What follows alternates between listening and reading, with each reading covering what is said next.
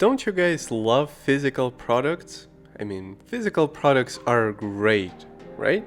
They give you a sense of ownership over something you bought when you can actually hold it in your hands and know that nobody can take it away. And that sense of ownership has been missing for a while now, especially after publishers and gaming companies realized that they can just discontinue a product whenever they want. But that era of owning a physical product is essentially coming to its bitter end. According to the official announcement, Sony is planning to stop all the disc production in 2028. And the reason is pretty straightforward. The digital sales has been growing steadily over the past few years. So much so that 80% already of all the PlayStation sales are digital. So from Sony's perspective, why keep making all those discs if only 20% of people are actually buying them? Now, if we talk about the speculation part of things, the question is what could it mean for the upcoming PlayStation 6? The general assumption in the industry right now is that Sony's next-gen console could launch without a disc drive at all. Although it does create a bit of a weird situation. So far with all the Sony's consoles, one of the selling points was always backwards and forwards compatibility, right? But how can a console be backward compatible without a disc drive? Because even right now there are plenty of games on PS5 still releasing physical copies. I mean, Sony still hasn't shared how they're going to fix this little conundrum, but I hope it's on their list. And on a related note, a different report recently surfaced suggesting that Microsoft's next-gen console Project Helix might not be without a disc drive as well. So it looks like Xbox is gearing up to make the same move that Sony did. So that might be our new normal in just a few short years. And to a degree, I get it. I personally haven't had a physical copy of a game for years now. Digital copies, after all, are a lot more convenient, right? You can break them, you don't need to store them, you can switch from one game to the other almost instantly without needing to locate the disc.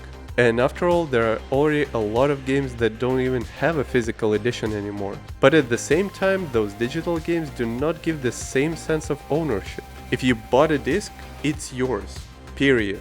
You can't suddenly lose access to it because your account got hacked or whatever. You don't need to wait multiple patches to be applied just to launch the game. And if you don't need this copy anymore, you can always try to resell it. And I always wanted to have a big collection of games, I just never had the money to do it. So I definitely see the appeal. And also this decision is not only going to affect gamers but retailers as well. And I'm sure that a lot of companies are already struggling right now because they're about to lose a huge chunk of business. My only hope is that essentially after this decision is made, companies will somehow rethink the digital ownership side of things.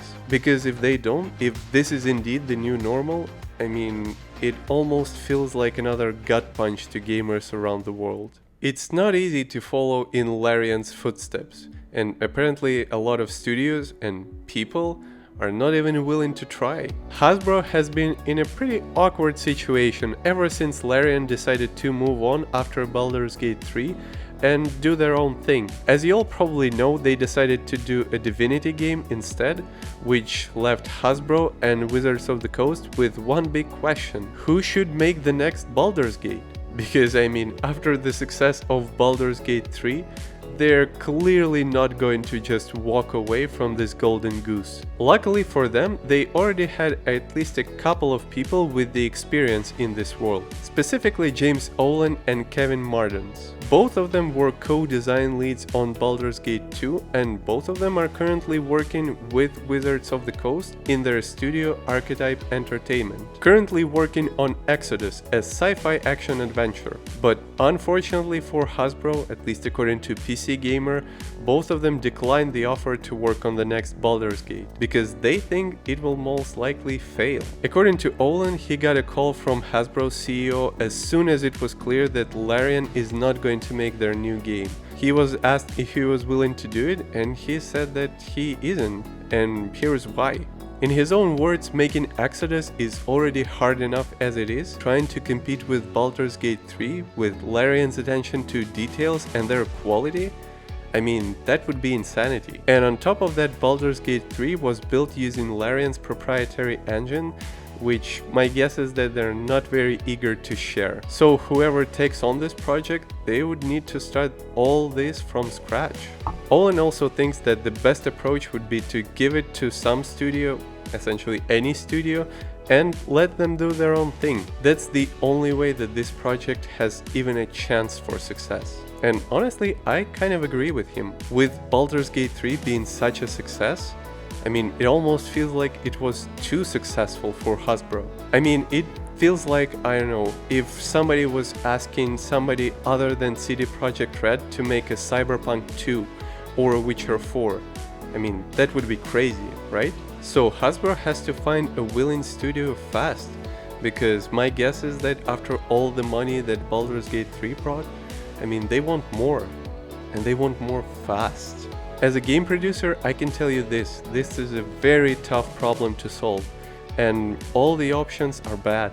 Either to follow in Larian footsteps and try to recreate their success and try to imitate them, which means that no matter what they do, they would be unfairly compared to them, and in this comparison they would probably lose. Or try to do their own thing, which means a huge expectation risk, because let's be honest, people just want more of Baldur's Gate 3. So yeah, I really would not want to be a person at Hasbro who was tasked with fixing this. Apparently PC ports are not about the money, or at least that's what former Sony president wants us to think. Shawn Layden, former president of Sony Interactive Entertainment, recently did a big interview on PSI podcast.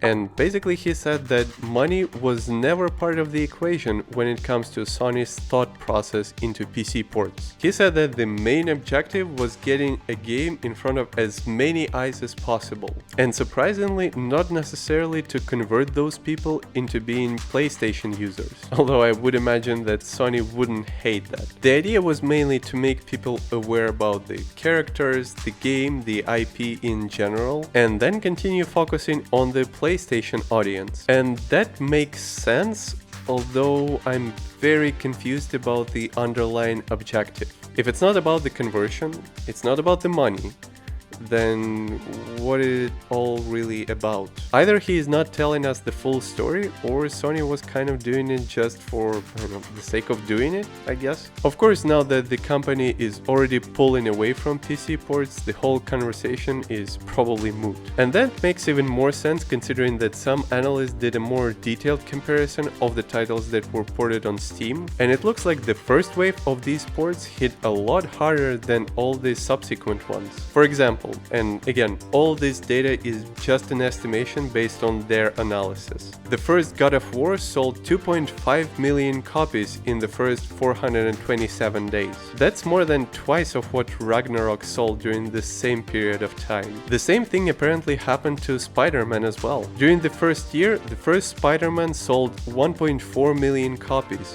And that's almost twice as much than Spider-Man 2 did during the same time. Again, this is all just an estimation, but I mean, I kind of can attest to that, because I personally played the first Spider-Man a lot more than I played the second one, even though I bought both of them.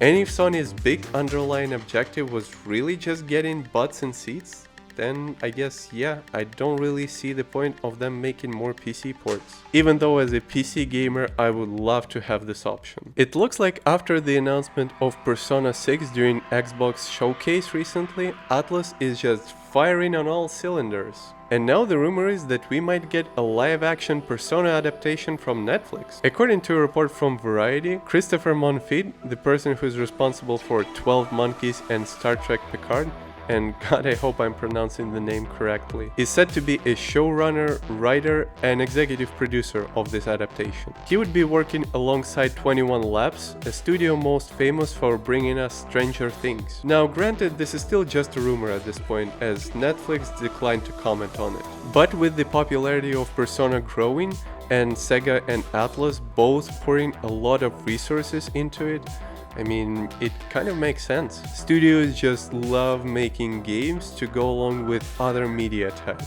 And with the success of Persona 5, the PC port, the success of Persona 3 Reload, and the upcoming remake of Persona 4, it's really not that surprising that Sega wanted to partner with Netflix. And when you think of it plot-wise, I mean, all those games about the life of a high school student trying to navigate the social life, making friends and building connections, while also fighting a lot of supernatural threats on the side. I mean, it's like match made in heaven for a TV show. So the why is very clear. My only concern is in the details, because that's what usually kills all adaptations, whether it's books, games, or anime. The plot, the casting, the way showrunners tend to adapt things. I mean, it usually kills adaptations before we even see a single episode.